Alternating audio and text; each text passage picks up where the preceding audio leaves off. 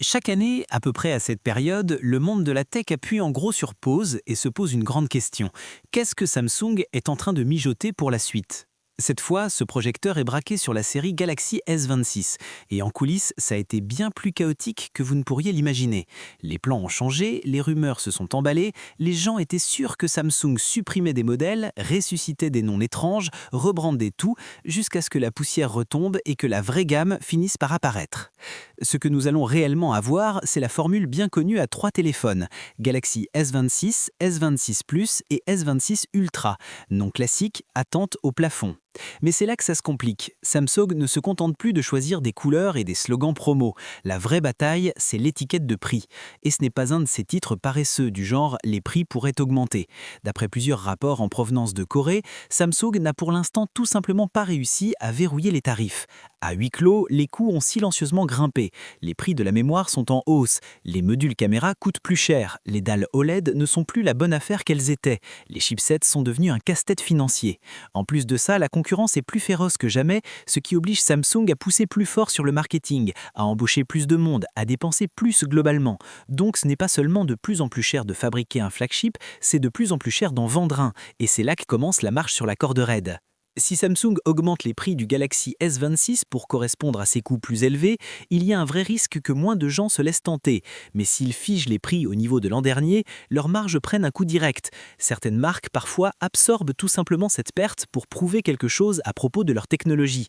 Samsung a déjà fait exactement ça avec le Galaxy Z Trifold. Les rapports disent qu'ils le vendent à perte uniquement pour montrer « regardez ce que nous sommes capables de faire ». Mais la gamme S26, c'est une histoire totalement différente. Ce n'est pas une expérience de prestige, c'est le cœur du business. La gamme S26 est le principal moteur de revenus. Si elle ne fait pas vendre d'unités ou ne génère pas assez de profit quand elle le fait, ça fait vraiment mal. Et tout cela se joue avec un calendrier de lancement déjà encerclé. La série Galaxy S26 devrait faire ses débuts en février 2026. Nous avons même entendu que l'incertitude sur les prix, plus le retour du S26 Plus dans la gamme, a provoqué des retards internes avant même que le jour du lancement ne soit fixé. Et ce n'est pas le seul casse-tête stratégique de Samsung en ce moment. Un autre énorme morceau de ce puzzle, c'est le silicium maison de Samsung. Ils ont besoin qu'Exynos redevienne un véritable prétendant. Au cours des dernières années, Qualcomm a en gros pris la tête parce que les puces Snapdragon ont tout simplement été meilleures, et Samsung en a pleinement conscience. Mais s'appuyer aussi fortement sur Qualcomm signifie aussi vivre avec les prix de Qualcomm. Quand les coûts et chipsets augmentent, Samsung le ressent immédiatement, et cette dépendance est devenue un sérieux point douloureux. C'est pourquoi le retour d'Exynos en force compte vraiment ici. Quand Samsung dessine et ship ses propres puces, ils gagnent plus de contrôle sur la nomenclature des composants, peuvent potentiellement réduire les coûts de production et protéger les marges de profit. L'attente en ce moment est qu'Exynos alimente le Galaxy S26 dans de nombreuses régions, tandis que Snapdragon s'occupe des autres. Mais même ce mouvement ne règle pas tout comme par magie. Il reste encore beaucoup de pression sur toutes les autres parties du téléphone. Samsung est toujours en pleine négociation avec les fournisseurs de composants, essayant toujours de tirer de la valeur de chaque caméra, de chaque écran, de chaque module. Ils doivent aligner les objectifs de performance, les ensembles de fonctions et l'autonomie de la batterie avec un prix qui n'effraie pas les acheteurs et laisse encore de la marge pour le profit. C'est un énorme puzzle en mouvement. Et rappelez-vous, les attentes pour cette gamme à 3 téléphones très familières sont énormes, ce qui ne fait qu'augmenter les enjeux de chaque décision. Alors que se passe-t-il vraiment s'ils décident que ces prix doivent augmenter ? Si on prend du recul, la situation a l'air rude. Des coûts en hausse partout, une concurrence brutale et des clients qui ne veulent vraiment pas payer plus. Pendant ce temps, ce trio S26 est en gros la colonne vertébrale de l'activité téléphonie de Samsung.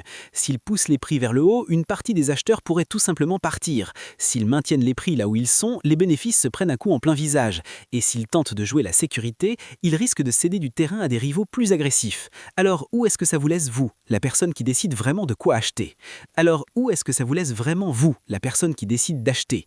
Si la série S26 arrive bien avec une légère hausse de prix, vous êtes toujours partant, ou est-ce vous le genre d'acheteur qui attend que le flagship de l'an dernier baisse de prix et le rafale à la place?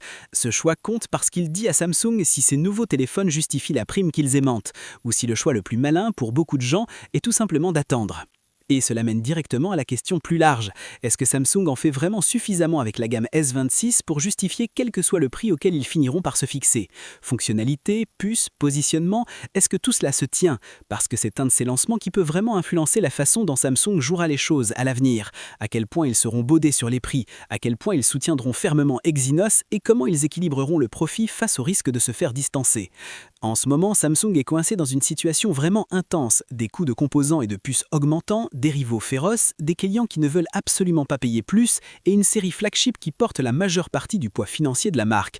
Ils peuvent augmenter les prix et risquer de perdre des clients, les maintenir stables et regarder les marges se réduire, ou essayer de couper la poire en deux et risquer de prendre du retard sur des rivaux plus agressifs. Il n'y a pas ici de mouvement propre et évident. Chaque voie comporte de sérieux compromis et aucune sortie facile.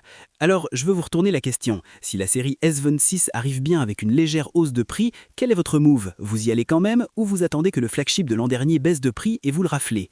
Partagez votre avis dans les commentaires. C'est le genre de lancement qui peut vraiment façonner la stratégie de Samsung. Si vous aimez les plongées directes dans ce qui se passe vraiment derrière le marketing brillant, restez dans le coin. Les choses ne feront que devenir encore plus folles à l'approche du lancement. On se retrouve dans la prochaine. Prenez soin de vous.